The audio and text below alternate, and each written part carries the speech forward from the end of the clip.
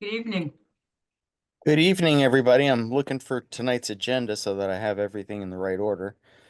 Um, Good evening and welcome to the March 5th meeting of the Community Preservation Commission. I'm Chris Hellman.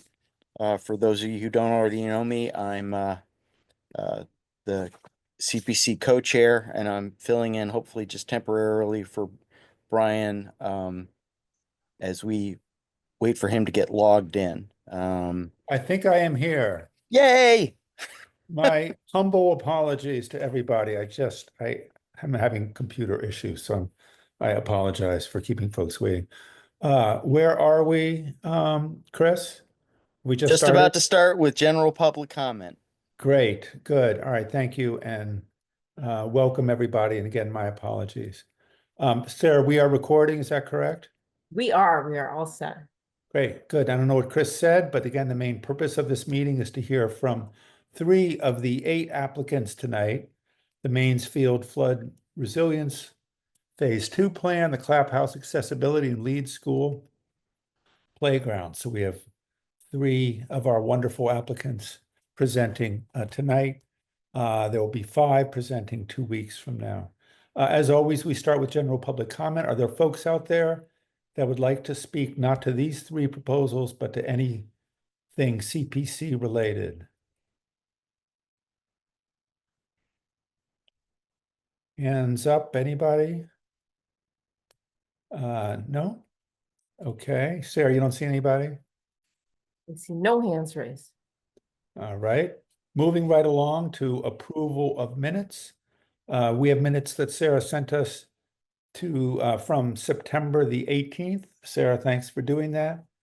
Are there any comments about the minutes before we have a move to approve? Martha's not here this evening. She's usually our proofreader for the minutes. Is there a motion to approve the minutes of September 18th? So moved. Thank you, Jeff. A second? Thank you, Kevin. Sarah, roll call on that. All right, roll call vote. Chris Tate, Yes. Chris Hellman, Yes. Devin. Was I on the committee officially then? You weren't, but you don't need to be to accept the minutes. I vote yes. Kevin, Yes. Brian, Yes. and Jeff. Yes. All right, unanimous. And did I forget anyone? I was keeping a tally. I think I got everyone. All right. Thank you. Thank you, Sarah. Let's see. So, chair's report, just a couple things, actually one thing. Remember March 11th? That is a week, that is next Tuesday, I believe. Correct, Sarah? We have Sarah has scheduled two site visits for us. One at 9:30 at the Clap House, the Daughters of the American Revolution, and then a second one at 11 o'clock at historic Northampton. So hopefully those of us that are able to attend can go to those two sites and get a little bit more information. Is that the only ones we had scheduled, Sarah? Is that? That was everything that the committee had indicated that they were looking to see in a formal way. I know that the Ruggles Center was one that's easily open to visibility. So I think I got everything, but if anyone's interested in seeing anything else, let me know. And I think, Sarah, you had asked for us to RSVP to you. Is that correct? I did send a calendar invite, but we can check in at the end of the meeting just to see who may be going to the one. Great. Yeah, let's do that. I think that'd be helpful. Again, there's no Martha or Julia tonight. Are we missing anyone else? Lemmy as well. Lemmy is not here as well, but we do have a quorum of 6 of us, so that's okay. Sarah, do you want to quickly share what you shared with me regarding the comment that was made by one of our constituents, excuse me, 2 weeks ago regarding the Holly Street Sure. top. So there was a comment made that the Holly Street Church is not going to be used for housing anymore. We briefly touched on this at the last meeting, but CPA funds were used only for the historic preservation component of that work. So the exterior of the building was restored. There's a historic preservation restriction that's in place on that structure, which means that in perpetuity, the Historical Commission will need to review any major changes proposed there, but no housing was included as part of the CPA application. That was initially planned by the developer, but some issues with the building that came up the farther that they got into their work preclude them from using it for housing. So they'll now be proposing some housing at the parking lot, sort of across the street from the church on the corner of Phillips Place and Holly.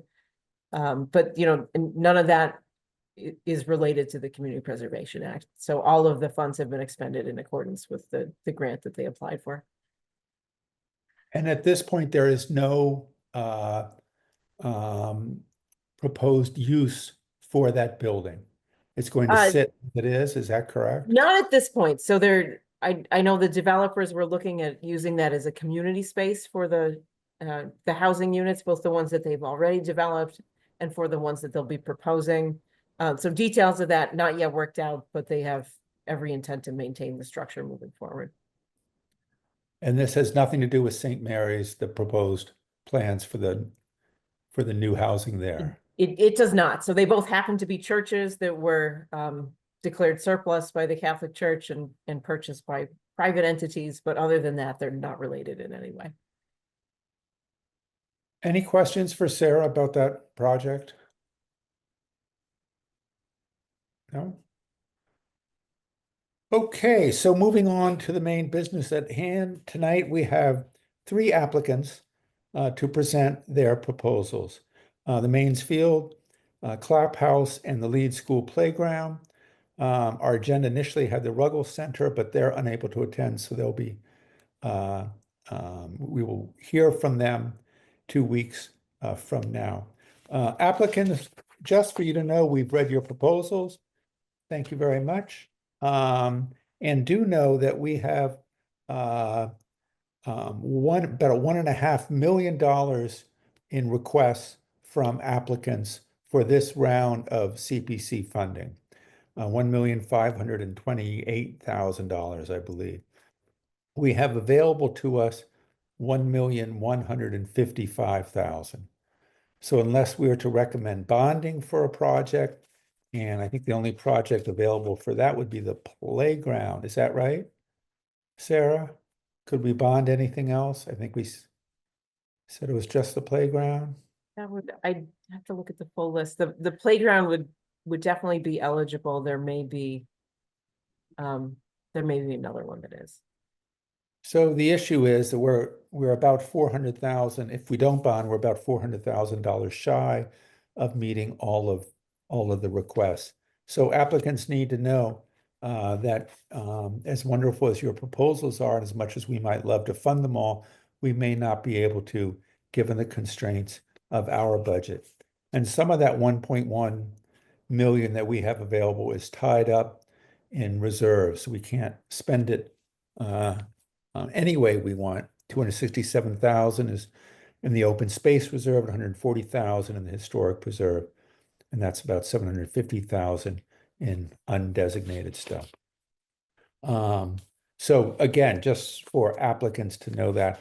Another thing applicants need to know or should know is that 2 weeks from now in our meeting, we're going to be hearing from 5 other applicants. And then on April the 2nd, which is the first Wednesday in April at 7 o'clock at our scheduled meeting, it's time for public comments. So it's really nice to hear from folks who have something to say, hopefully positive, about your projects, to have them attend the meeting so we can hear. Generally speaking, that meeting is all we do is listen to public comments.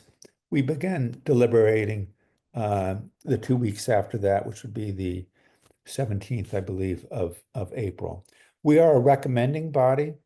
We recommend to City Council whether to approve or not to approve projects. City Council almost always goes with our recommendations, but just for folks to know, we are a recommending body, and it's up to City Council to actually do the appropriations. So again, without further ado, we're going to start with Mansfield with sort of part 2 or phase 2 of that project, the flood resilience plan. And let's see who is doing that. Is it Anne Marie? Are you Yep. on for that? Yes. So we will turn it over to you. Thank you, Brian. Good evening, everybody. Thank you for this opportunity to bring phase 2 to you of our project. I have a screen to share. Is that all right, Sarah? Do I have permission? Yeah, you should be all set. Okay. Okay, can you see that? There it is. Yes. Okay, great. Okay, so this is phase 2 of the Mansfield Park Flood Resilience Plan. Phase 1 was funded last year, and we are going to be contracting with that and getting that started coming up within the next month or so. A little history of Mansfield for those of you who may not have been here last year. It was gifted to the city as a park in 1922, and it's a hub for a variety of different activities. We have the only city lighted softball field there, 4 sand volleyball courts, a pavilion with lots of different gatherings and celebrations. There's restrooms, Pentakli, I can't remember how to say it, I can never say that one. Court, expansive green spaces for lots of gatherings of picnics and people running their dogs all along the river there, walking their pets and enjoying the Riverside Paths. This is where Mansfield is off of Riverside Drive in Florence, if you're not familiar with it. There's the softball field at the top, and then you can see the volleyball courts and the other amenities there. This is just some pictures of some of the things I just talked about. The gathering spaces, the softball field is hosts hundreds of games from spring to the fall. And volleyball courts, which has lots of groups enjoying those. The courts there that were fundraised with they were funded in part with ARPA funds and continue to be taken care of by a wonderful group of players down there. Green space that people use for yoga, different kinds of gathering groups. So the river, obviously, as we know, has flooded in the past. In 2023, we had a couple of big floods, which made the park be closed for a while and until proper repair could take place. That's just some of the pictures of the damage that took place in 2023. All right, so phase 1 included some surveys, and they'll be looking at the existing conditions of the river, how it floods, and different models and assessing different parts of it. Can you see the whole thing on here? Let's see. Oops. So phase 2 is the next part of it. So that is multi-day visioning workshops with everyone in the community, stakeholders, city staff, residents, and anyone that is involved or interested in shaping the future of the park to be flood resilient. So phase 2 will come up, we'll have all those meetings, develop a conceptual design that will include a lot of different benefits for the community. During that, a vision workshop will be refined, and it will also come up with an estimate of the funds. So what will happen is the community will be invited to participate. It'll be pretty intense for a few days, over a weekend too, so people can attend. It won't be during the work week. Visioning workshops will engage everybody, and we'll gather input from people as to what they would like the area to look like, what are the most important design features to be included, and what they would like to see in the site analysis for what is going to happen.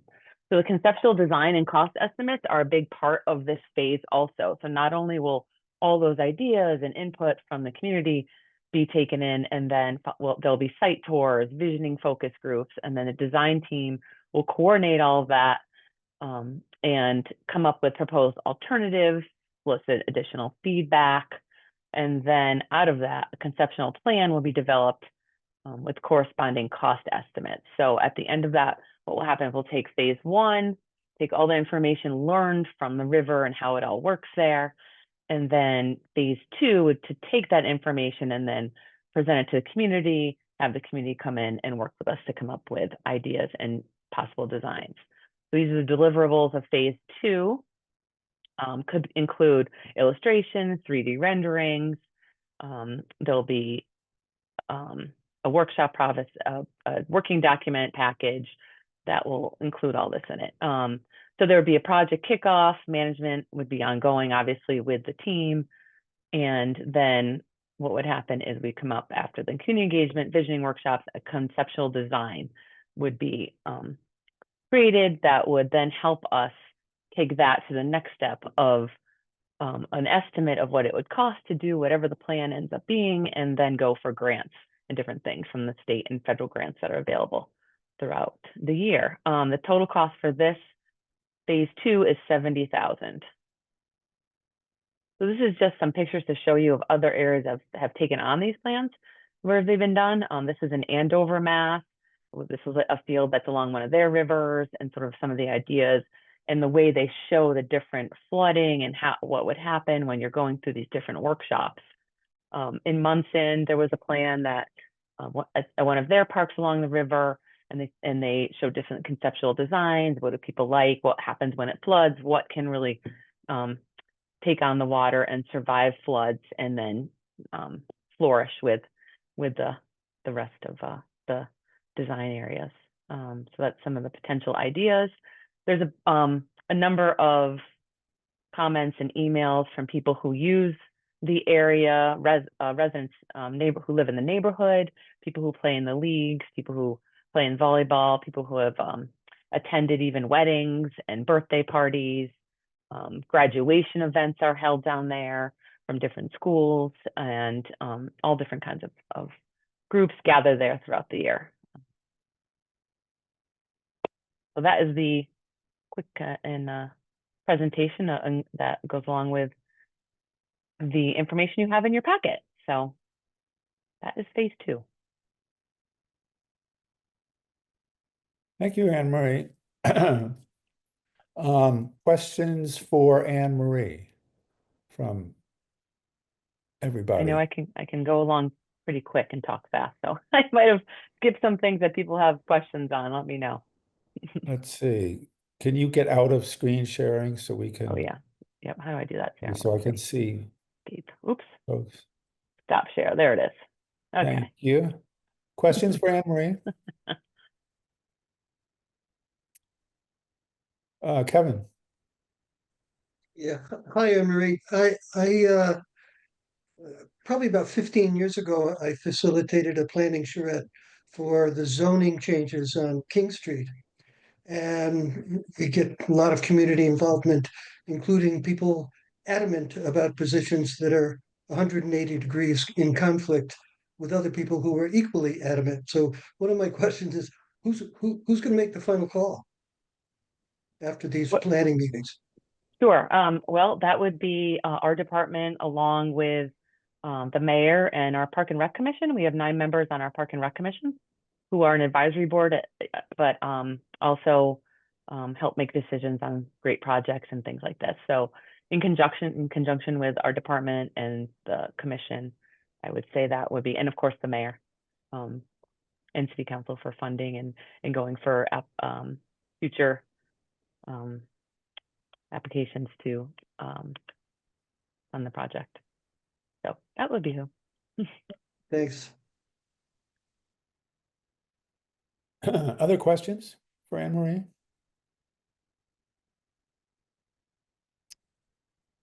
Can you talk a little bit about a little more about phase one, where you are, what's going on with it, just the status of that? Sure. So we'll be contracting, hopefully, we should be with this month to start the project. So the work would be started this spring, after the snow and all that is all melted, which looks like it's going to be soon, thankfully. So that would start right away this spring, probably by April, and take part throughout April and May for the study of the different parts of the river and the hydraulics and all that stuff that was included in phase one. And They're you doing some, oh, go ahead. and you anticipate that would take how long? I believe the estimate would be, yeah, by June-ish, by June. We would have because let's see, I'm looking at what their estimate of the schedule was. Yeah, they would start surveying as soon as we were able to sign the contract and get that through, which would be in March. And then they would be able to complete the I can't pronounce, modeling in June 2025. Hydrologic, there we go. Chris Hellman? Thanks. Hi, Emery. So when we looked at this proposal last go round, there were some questions and from some of us about whether the 60,000 for the information gathering was an appropriate number.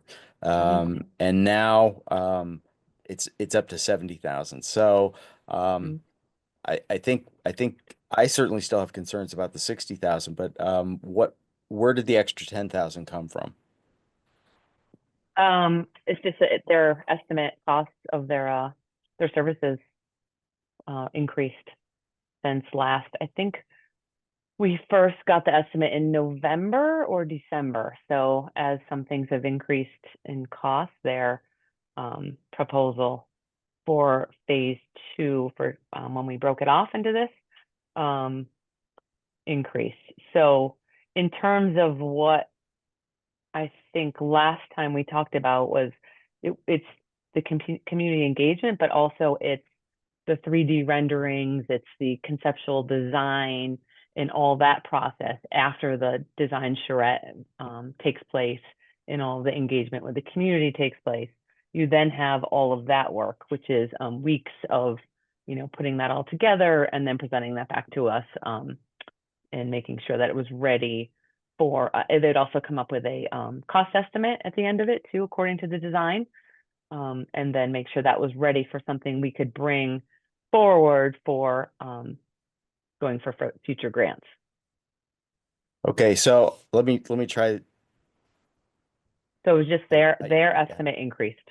Their estimate increased. Was the increase in your mind a result of the fact that we broke this into two pieces, or just a change in what they envisioned the scope of the project? I think it was breaking it up into two pieces because there's going to be, some of the initial meetings will now be in two pieces. So you'll have to have, a project kickoff and management for both parts of it. You'll have a few things that will be duplicated, I think, as part one and part two, that we'll need to do twice, whereas possibly in the first, I mean, that's part of it. And I'm also guessing some of their costs have risen. Okay, great. Thank you. You're welcome. Any other questions for Anne Marie?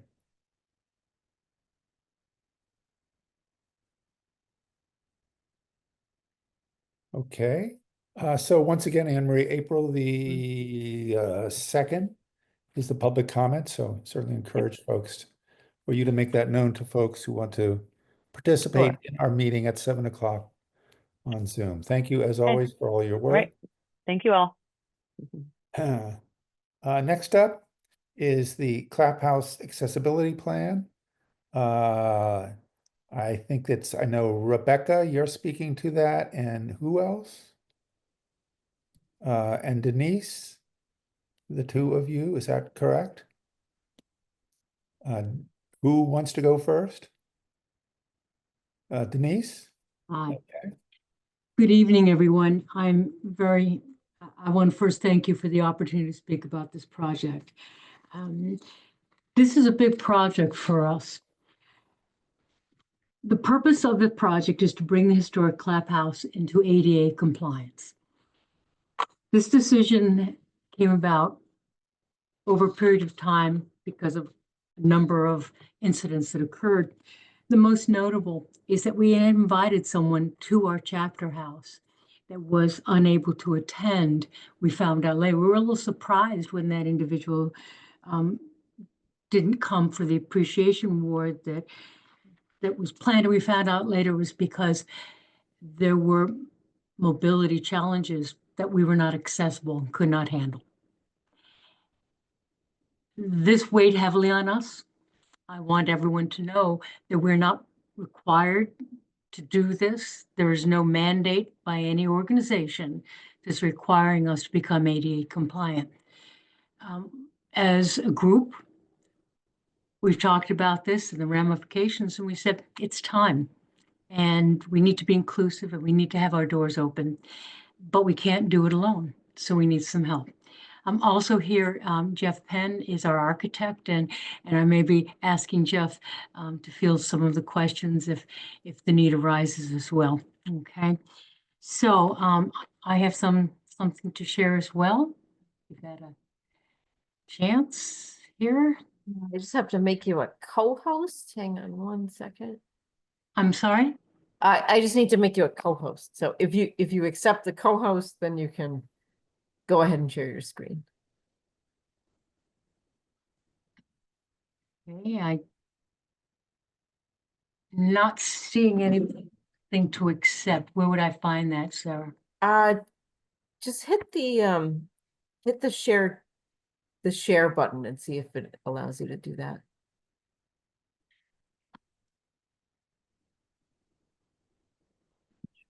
I do not see that. I'll see if I can share the screen, if that works. We see your screen, but I don't think it's the screen you want us to see.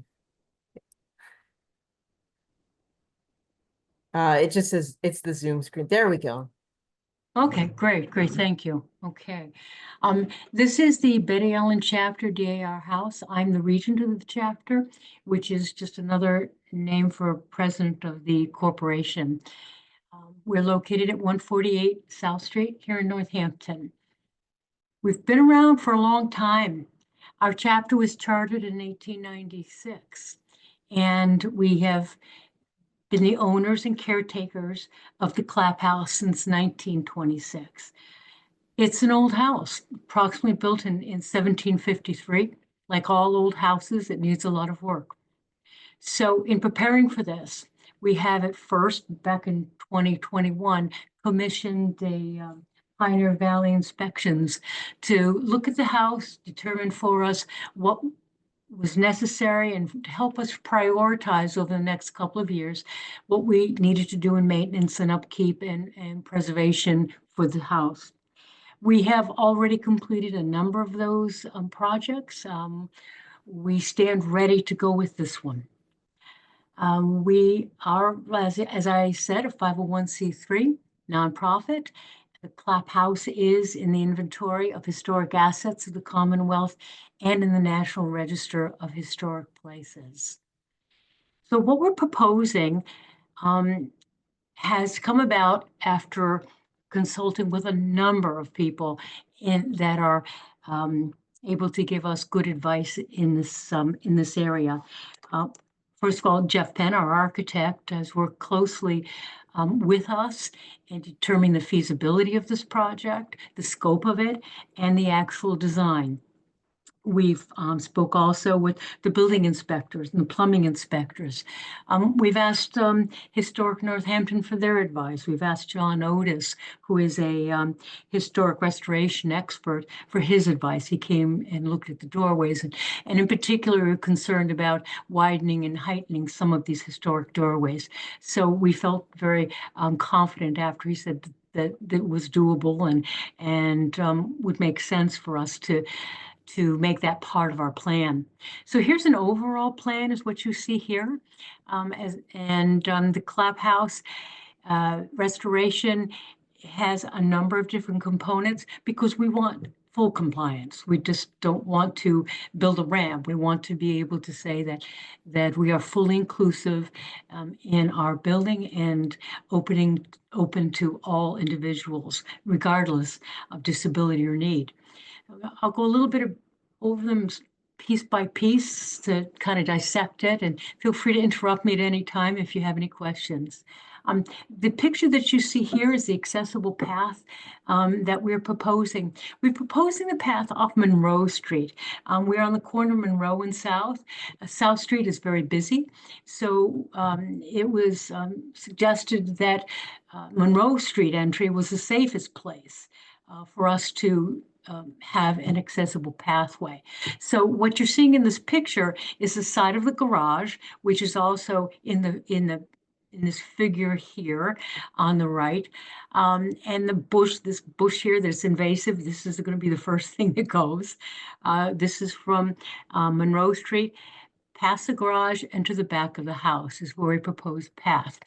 This path will be lighted. The bid that we've received has safe downlighting in place, so to minimize any disruptions to our neighbors and provide a nice safe entryway that is accessible by wheelchair or any other mobility or site restrictions that individuals wanting to come to our house might be challenged with. Now you notice here there's just a little bit of curve here in this drawing.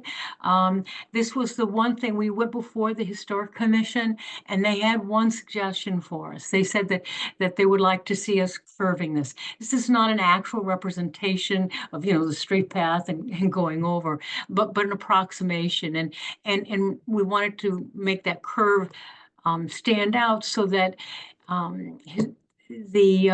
it's very well understood that we need to make this accessible. We need to round it off. We need to make a path that will work. And it will go to a landing and to a door that is already of a size that is acceptable for ADA access, with just a few modifications in hardware, and it sticks a little bit. So that is all part of the bid to make that door easier to open and get into.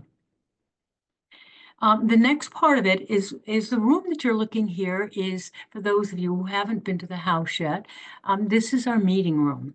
And the door you see at the left rear is going to be the entry. There will also be a small portico over that, so that the individual entering the house isn't just standing or sitting there in the rain while they're accessing the door.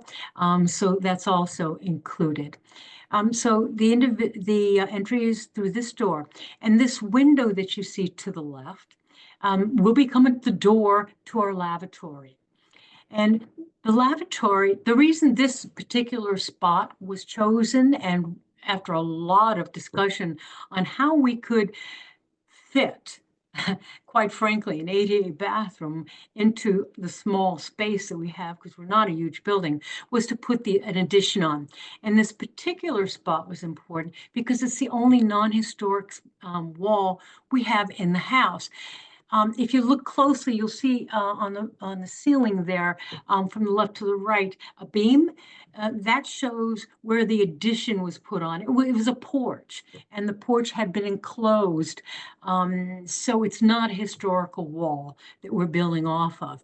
And yet at the same time, the design of this lavatory is such that it will have minimal distraction from the outside view of the house. So people going down South Street will barely notice this. It's only going to be about 7.5 feet deep. And that little line that you see to the right of the library on the figure represent the bulkhead that's existing.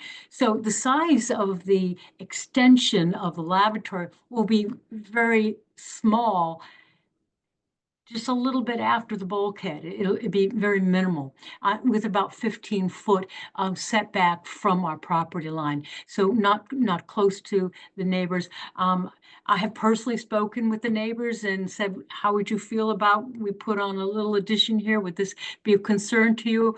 And our neighbor said, absolutely not. He said, I've watched DAR here for many years. Used to be a lot noisier over there.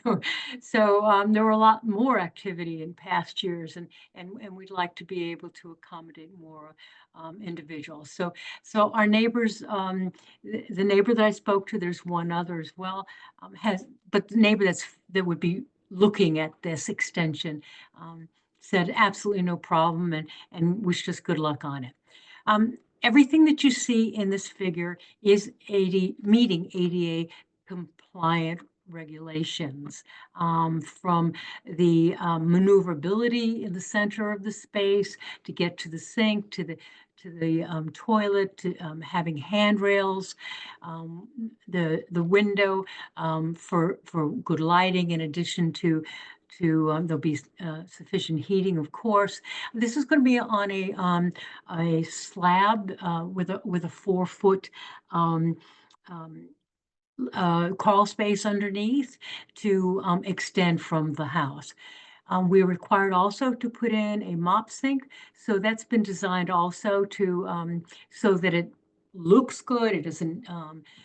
People using the lavatory will have a nice place. It's not going to look like it's just an add-on. And the utility closet will hold the sink and cleaning supplies and that sort of thing. Here we have oops, I skipped back on me. No, that's the next one. Excuse me. This is the proposed kitchen renovation. The kitchen space also is small, and we are going to meet every single requirement that has been identified to us that has to be met.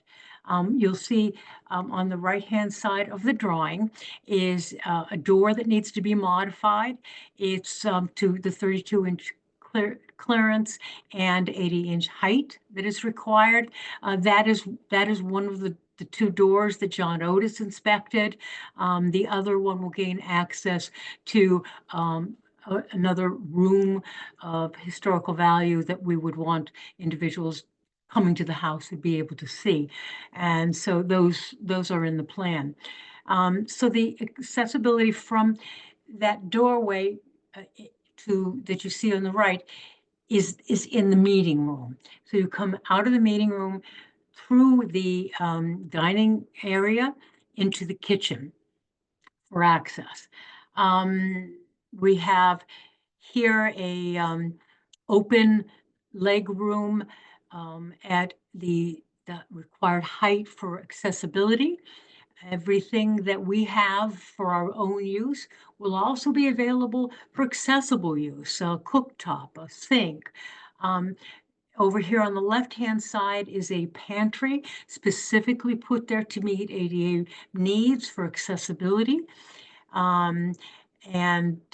Dishwasher, the wall oven again is one of those requirements that we are challenged to meet. It'll be a floor to ceiling with the appropriate height of that oven, so it meets requirements.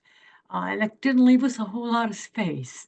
So the refrigerator is going to be installed in this area here, which is currently an open area that meets no other accessible needs, and walled off so that it makes a closet accessible from the meeting room.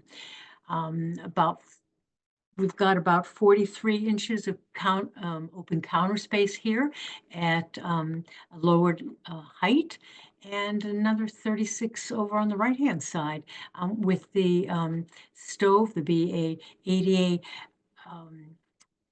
fan that can be turned on underneath that open space to meet requirements.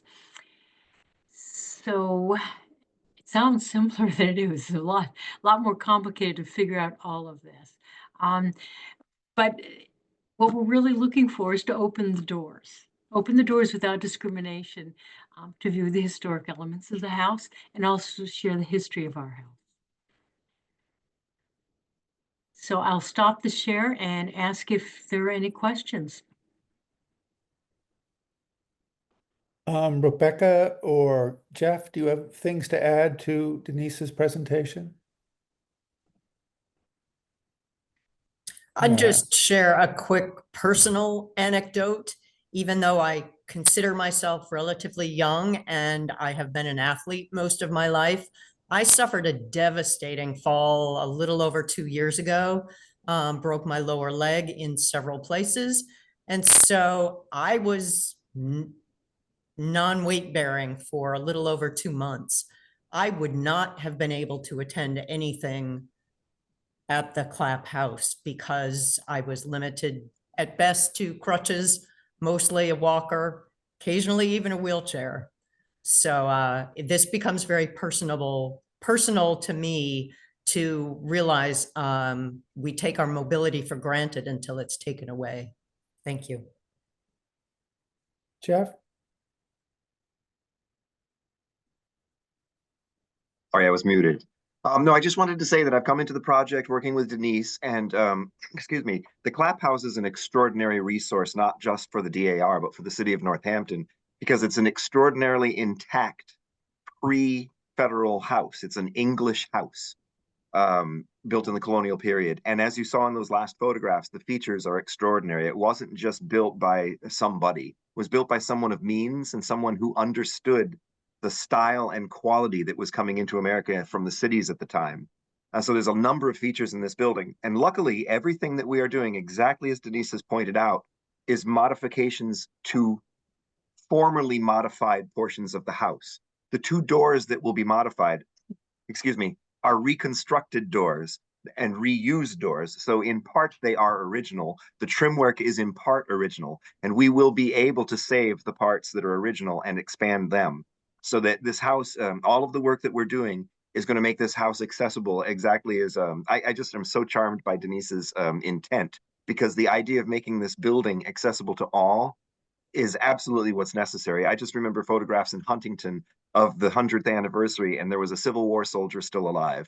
And I remember seeing pictures of everyone helping him come to the celebration. They had to carry him up the steps. And I was thinking, this is what a community really is. A community means all of us. And I think this building is really to be applauded, not only for its state of preservation and its continued love and caring by the DAR, but by the dedicated people that are making sure that they are good stewards for this building. Thank you, Jeff. Questions from committee folks for the Clap House folks?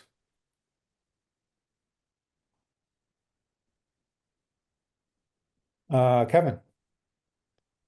Until I read your application, I had been unaware of the range of activities that take place there. Can you estimate in the course of a year what portion, or how many days of use, not by internal DAR activities, but activities that involve the community? That's a very good question, Kevin. And it has increased in the past 3 years since we've done a lot to upgrade and make the house more alive, I guess is a good way to put it. We've had, I think maybe 8 or 10 events where we've had large events at the house in the past year, where we've invited not only members of the public, but we have honored members of the community. We've had history demonstrations, and we've had open book, well, no, even more. I'm just thought of another one.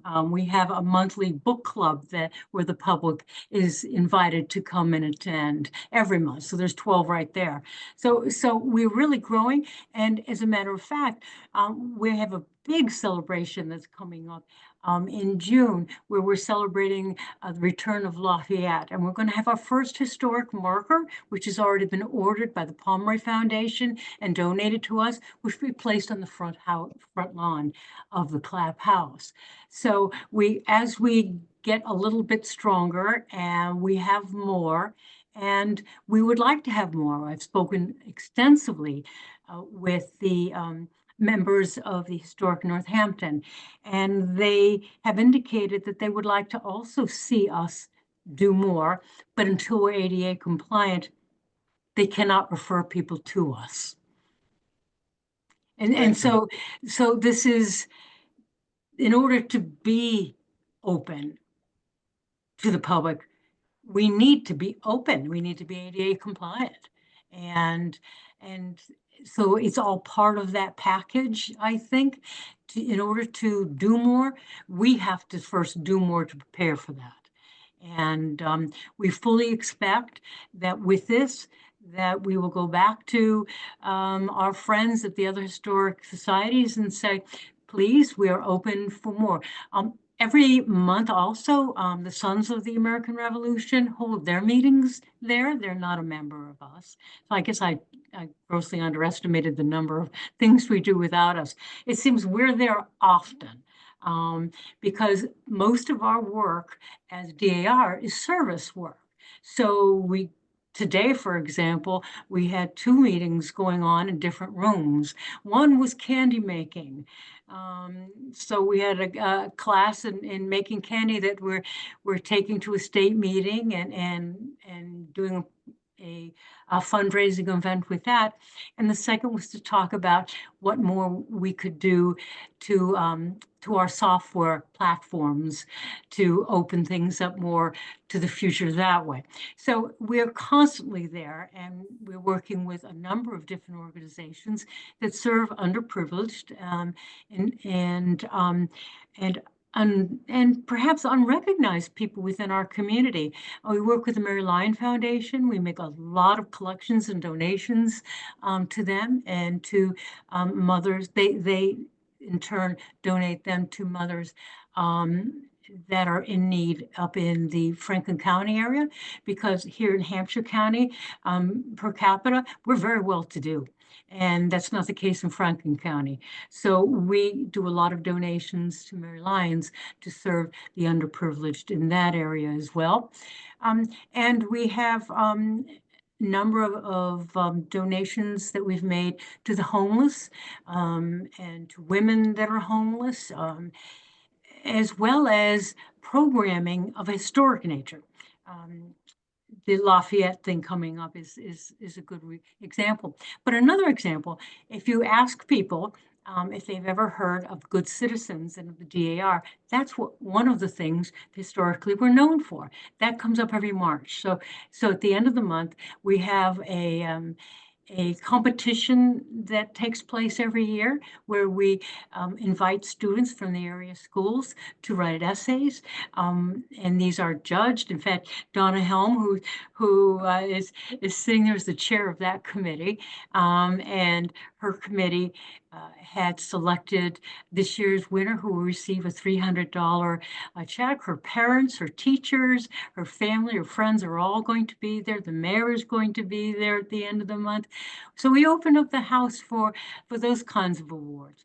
We also work a lot with veterans and with veterans organizations. We've partnered a lot with VA services here in Northampton.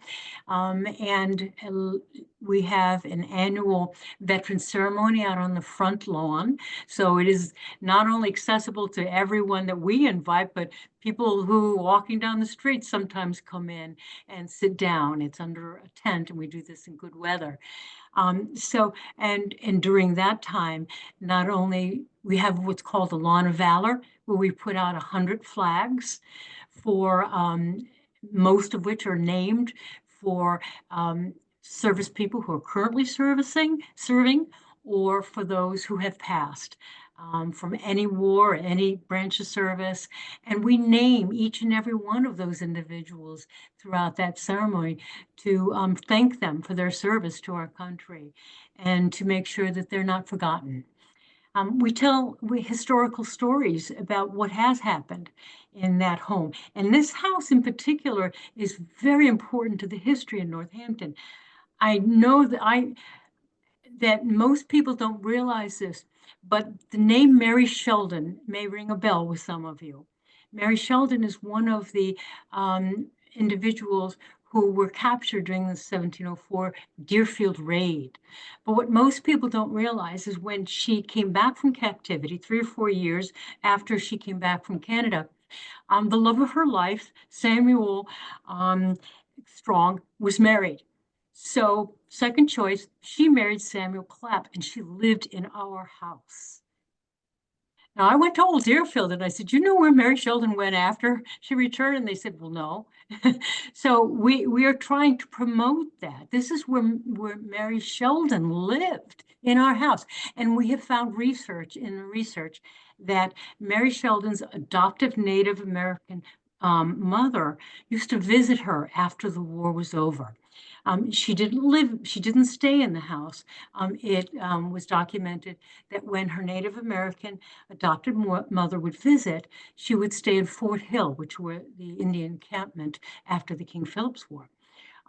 So there's not only is that a very rich history, if that house is gone, that is gone.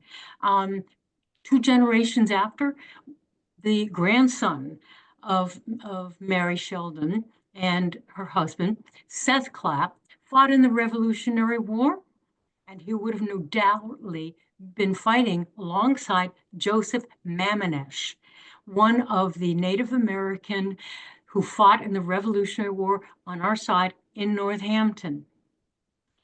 And his sister resided at the Clapp House on the same property that no longer exists, that's gone. But Sally Mamanesh lived there, while we had our other important figures in history in our house. So I think the history aspect of this building is what invigorates me. I didn't know about it until I became a member. I haven't been a member all my life. It's just, I think after retirement, I've had much more time to delve into the history and find the things that I love. And this has really taken on a special part for me as well. And I'm hoping that we're able to make this happen, and that because I think it's the right thing to do. And I think it's the right thing to keep this house in good shape, to maintain it for the future, and to open up even more than we have already. I hope that's answered your question. Thank you. Correct me if I'm wrong, Denise. I believe this is the 200, I want to say 255th or something anniversary of the Boston Massacre today. So another thing to speak to the Revolutionary War. Other questions for Denise or Jeff or Rebecca?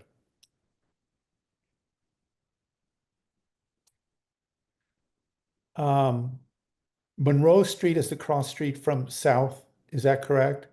Correct. Where do people park for events? And is there a curb cut? Will there be a curb cut from the road to get onto the path? And There's two things we envision on that, Brian. Yes, the curb cut. There is a curb cut because there is a parking space that our tenant. We've got a tenant that lives upstairs in the house, so that's not part of this project. So there's already a curb cut there, but we also intend to ask the city if we can have one as well. Parking is difficult. There is parking all along South Street and all along Monroe Street, but we found it necessary to, when we have large events, to have parking off-site and to have shuttles. That's what we've done when there's an event on a Sunday, for example. We tell people to park at the free parking there in Northampton downtown, which is right down the street, and we have members that shuttle people back and forth to avoid any problem with parking. For the Lafayette, we're already planning how we're going to deal with it because it's a Saturday event. So it'll be a little bit different. We're talking to different places around town that might be able to accommodate our parking and have our own people shuttling. And I would certainly encourage you, if there was a way to designate a disabled parking space there on perhaps Monroe, closer to the house for some of these events, I think that would be appropriate. Thank you, Brian. We have talked about that, and that has to be a question that we ask the city of Northampton. And so both Jeff and I have discussed that extensively, that we will ask the city if it is, if they are willing and able to designate at least one spot, because there are a couple of spots right next to where this path will be.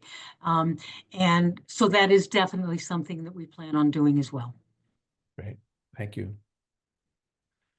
Other questions for Denise and company?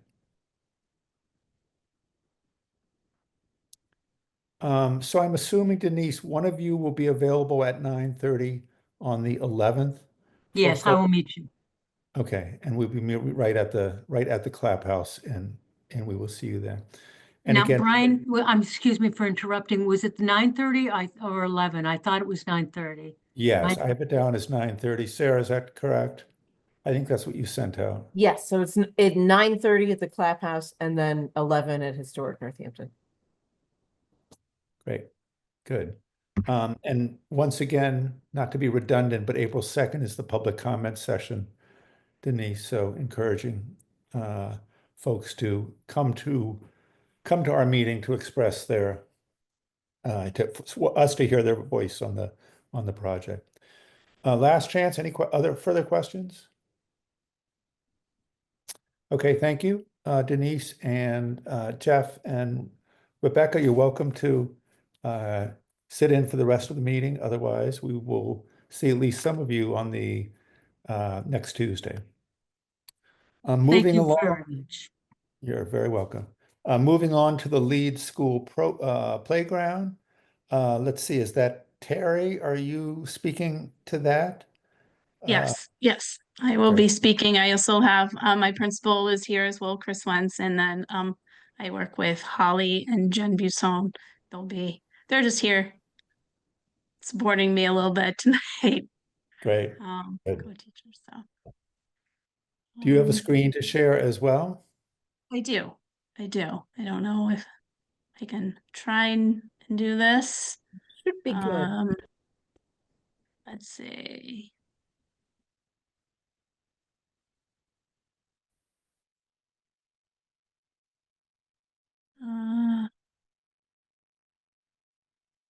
Let's see.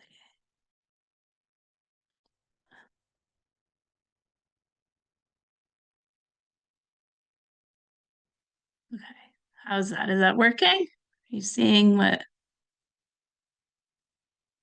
Are you?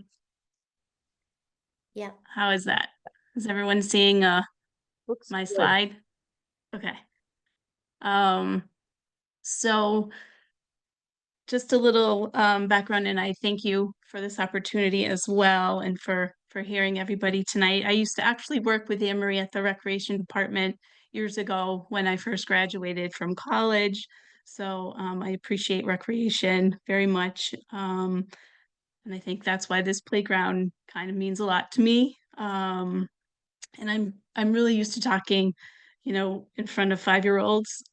So this is a little out of my comfort zone, even though it's a small group here. So just bear with me. I appreciate you for listening to me tonight.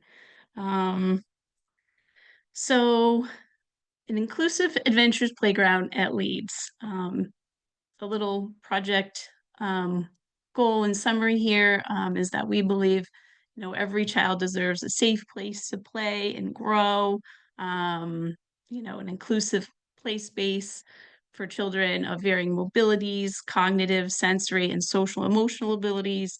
They'll be able to play, side by side if they so choose to. The play area, will allow children and their caregivers as well an environment to celebrate their differences, socialize, develop relationships, and of course have fun. We're looking to have this playground, as you can see, though, this is a larger structure right here. I'll show you some other pictures further on in some other slides.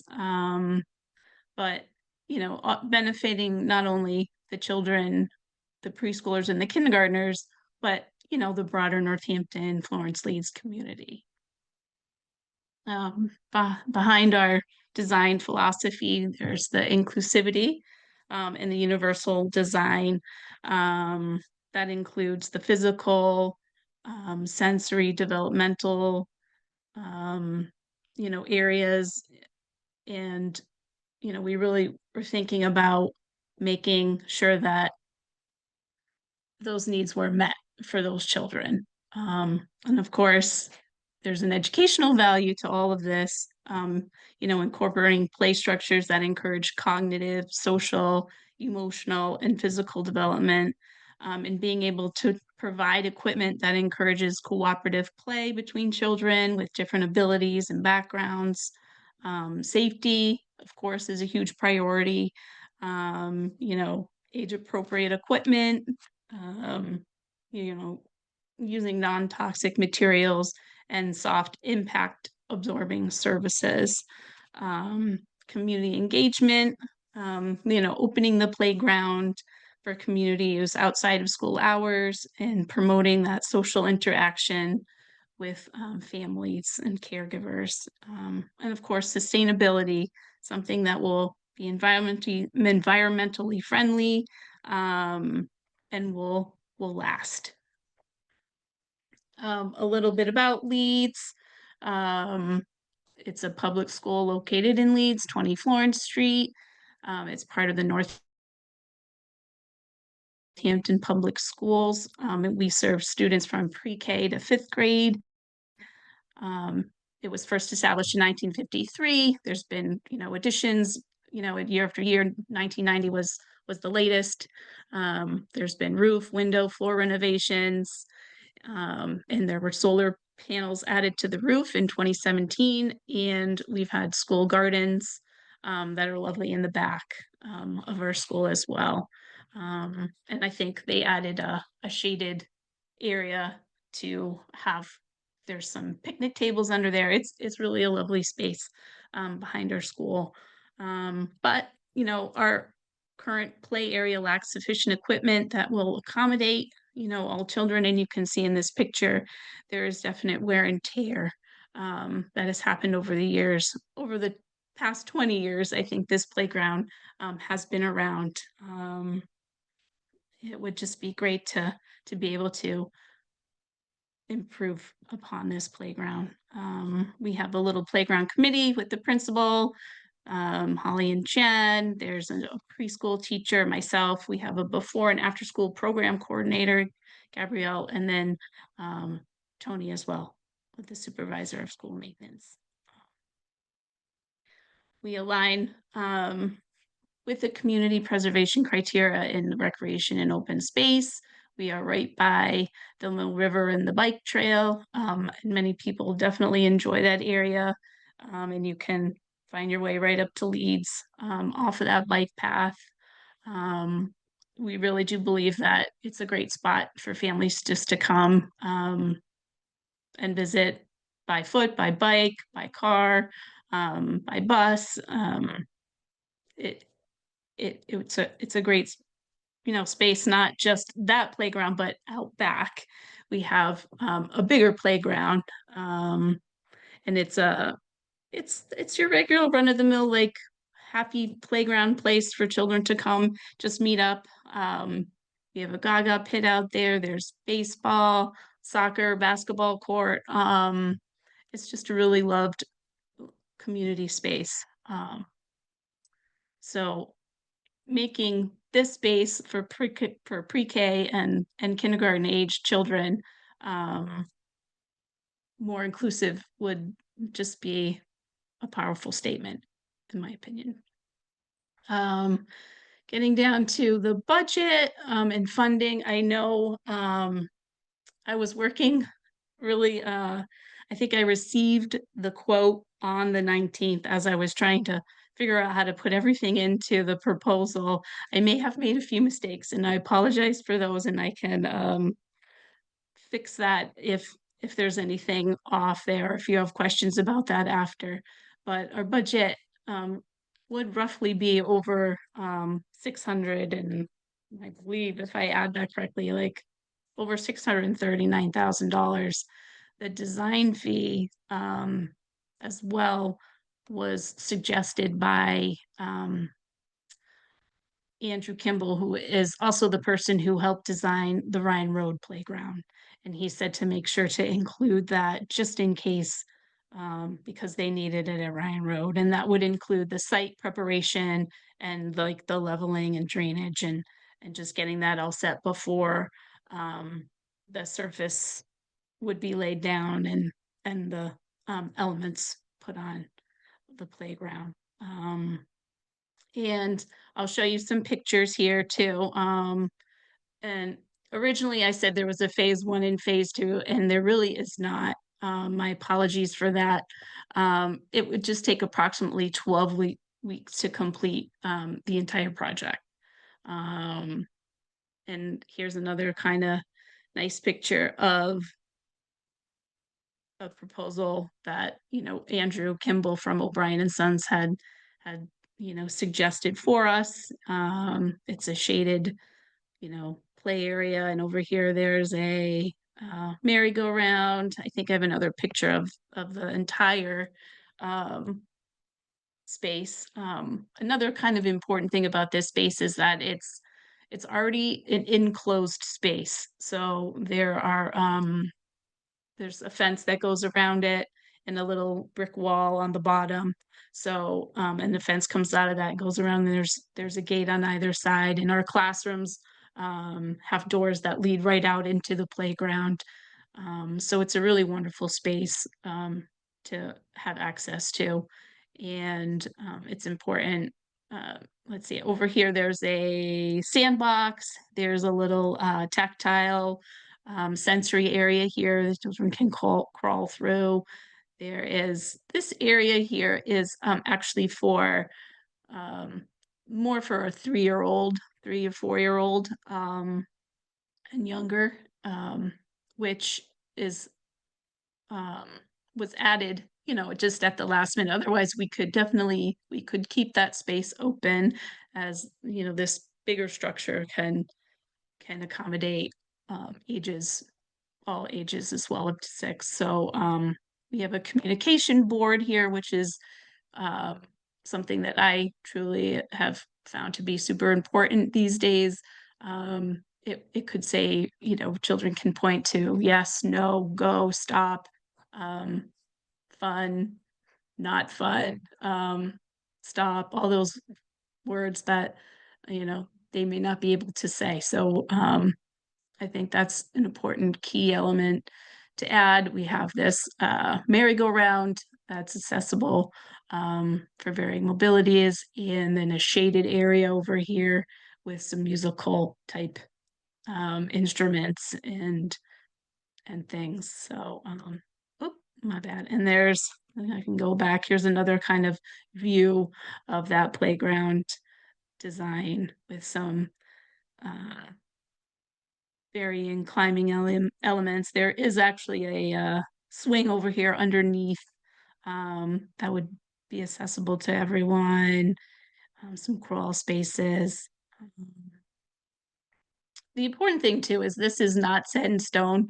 We can go back to Andrew and say, hey, do you mind thinking about this? Can we incorporate this? This is just an idea. We have community support from various members, including parents, school committee, city council, the supervisor of school maintenance, and then a state representative. And like I said, well, this current playground, and here's a picture of it here, it has been wonderful for so many years. In fact, my kids have been through this school and used it. It is in need of some major improvements. It is mulch underneath, and every year we get new mulch, and it just goes everywhere. And the snow is going to melt, and then we get mud puddles, and then every year it's like the kids are in the mud, which is okay to some extent by all means, but it really does need a major overhaul in that way to provide some more safety and accessibility, so the kids aren't literally digging in the ground. They are searching for this this type of sandbox that we'd love to give them. And again, it's an enclosed space, so that makes it nice for caregivers not to be less vigilant, but just to say, oh, I can see my child over there while I'm helping my child over here. I think knowing that they're not leaving the space is a definite plus. So just kind of a little, conclusion here. This is a picture here on the side, Live, Laugh, Love Leads. I think my daughter might even be part of this picture from years ago. But we just really would love to create this space for the children at Leeds, for the children of Northampton, for children, even from other communities to come and experience, just a different play area and to meet new people. We're just, asking for your support in any way and making this vision a reality so that the children can grow and thrive together. Thank you for listening. I'm open to any questions that I hope I can answer. And if not, then hopefully someone else can, and I'll write them down and get back to you about that. But thank you very much. Stop my share here. Thank you, Terry. Yes, thank you. Questions for Terry? Or Jen, or rather, before we do that, Chris or Jen, do you have any comments that you would like to make? Jen? No, I think Terry covered everything very well. It is, as she said, the current status of our playground is mud, and our whole spring ends up being really challenging. So it would be, our dream is to have a playground that is weather resistant and playable all year long. Chris? Good evening, everyone. Thank you for Terry for presenting tonight. Terry's been out sick, so I'm so happy she was able to come tonight. Our playground is approximately 20 something years old. It is wearing, as one of the pictures Terry showed, the soft side of the metal is wearing off. And with the age of the structure, we're not able to get replacement parts at this point. So it's becoming a safety hazard. And that's part of the reason.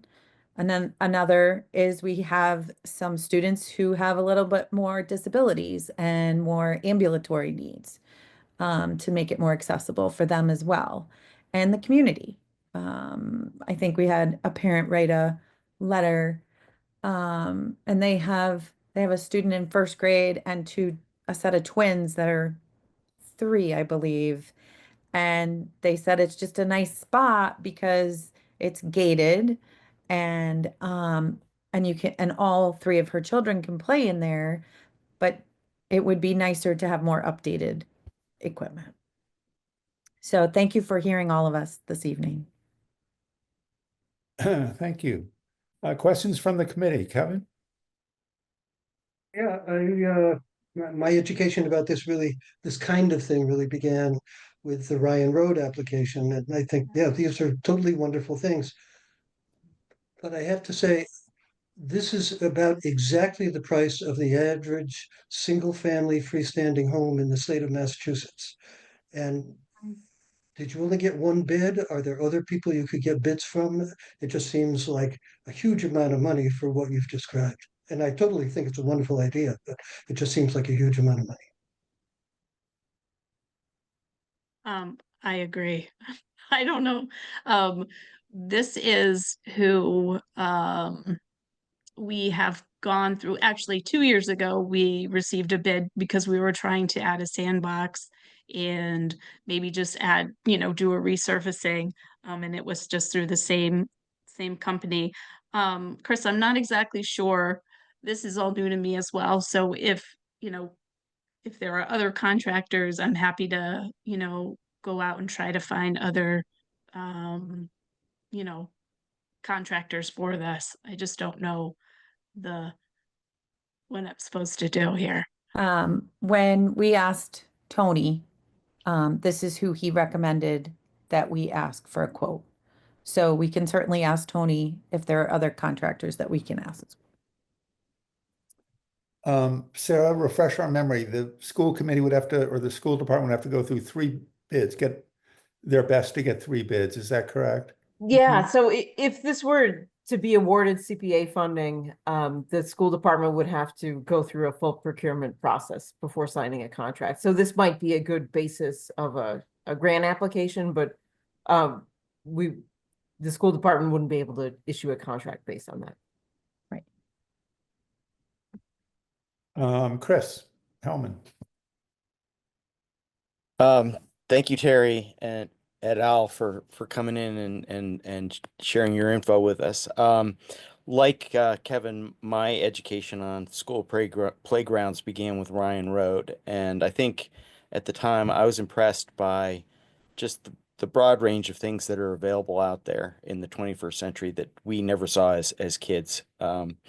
And how exciting that is. And at the time, one of the things I said was, you know, I would prefer Ryan Road not to be unique. I would like it to be a model for what we can do in this community. Which is a long way to get to where I wanted to be, which was, are the schools generating these projects on their own, or has there been a discussion within um, you know, the department about how the various playground facilities at the various schools are going to be addressed. And what I'm getting at is, you know, if we're going to be doing this one at a time in a sort of piecemeal approach, that's going to put serious constraints on the money that we have available.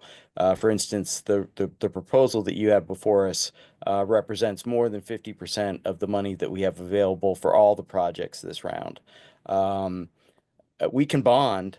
We did that for the Ryan Road School, but bonding has its limits for us too. It handcuffs us in the future, and if we bond, you know, for every playground that comes along, we're not going to have money to do other things. So there are a bunch of fiscal trade-offs that we're going to have to be making, and it'd be nice for us to know as we look down the road, when are we going to see the next playground after Leeds, and where's it going to be coming from, and how is this going to be managed? So it's a long way of getting to the question of, is this part of a plan, or is this something that Leeds has come up with on their own based on what their individual needs are?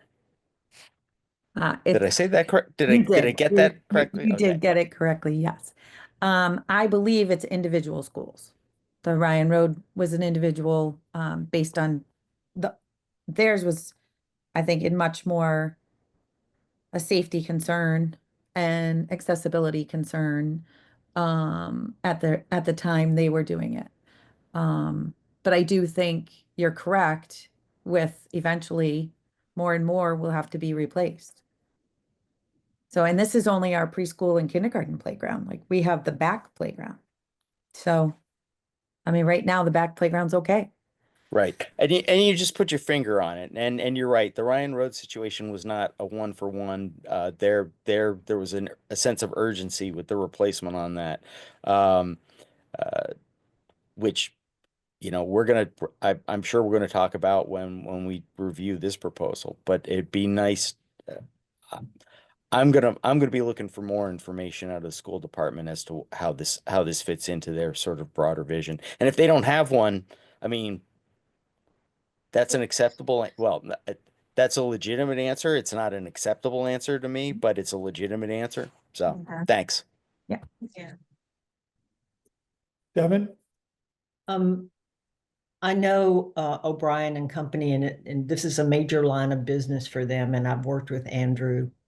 So I think you did get good advice on getting a concept designed, but the sensitivity, like I was even, until I was realizing that you have to go out for bids, I was really concerned that what they gave you had guy wires supporting the 3 wires sticking out. Those looked very dangerous to me, as a way to stabilize the uprights.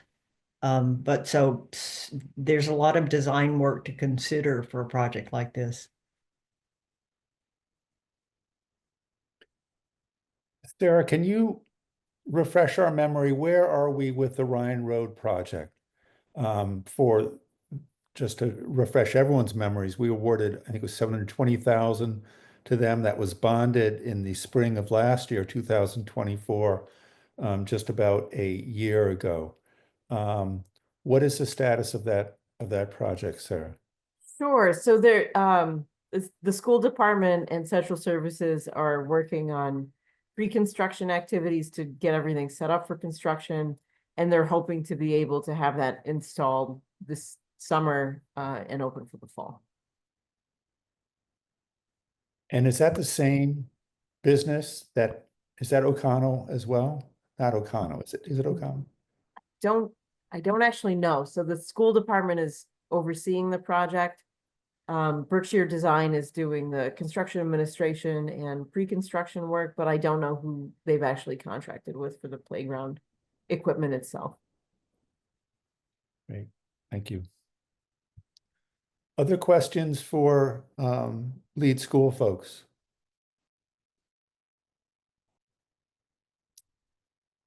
All set to go? Okay, well, thank you very much, the three of you, for the Thank work that you. you did at school and for this application. Once again, April the 2nd is the time for public folks to weigh in. So we encourage your students, your parents, your teachers, your community members to attend that meeting, 7 o'clock by Zoom on the 2nd. Thank you. And you can certainly stick around if you'd like for the next few minutes, but otherwise we will not feel slighted if you bid us farewell for the evening. Thank you. I'm double zooming with the appropriations meeting, so I'm gonna Yeah. head out. Thank you. Double zooming, there you go. Okay. Thank you as Uh, well. Appreciate you. Thank you. Thank you. All right, so again, Ruggles was 4th on the list, but they've been moved to 2 weeks from now. Other business not foreseen when the agenda was published. Sarah, I believe that you had asked that we weigh in on which of us are interested in coming to the site visits on the 11th. I just want to make sure people are going to them. Let's see. So let me look at what I'd had so far.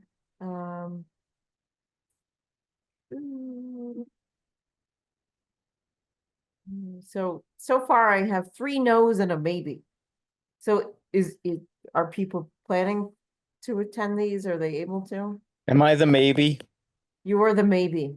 Okay, so my maybe is a strong maybe. It's what it really is that my schedule is subject to change at the last minute, based on clients, and if I'm free, and currently I'm free, I have every intention of being there. So I put down maybe, but it's yes with a chance of rain, I guess is the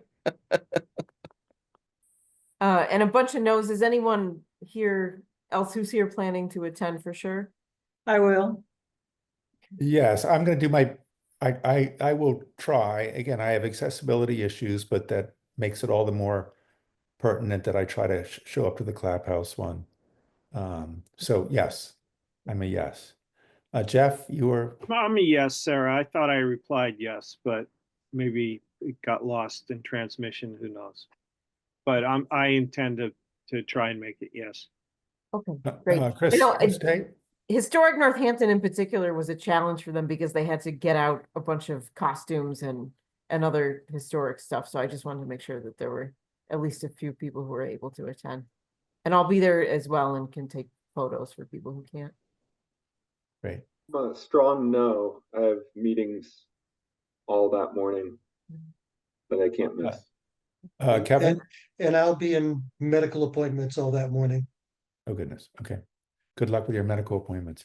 Okay, so I think we have enough critical mass to go. And you can ask or re-ask Martha and Lemmy perhaps, or send out the invite back to them as well, Sarah, if you're able to do that.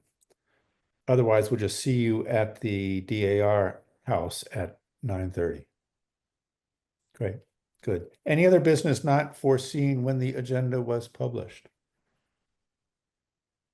No? Good to go? All right, thank you, everybody. Happy Boston Massacre Day. And for what it's worth, if there is such a thing. And we will see you on the, what's 14 plus 5, 19th?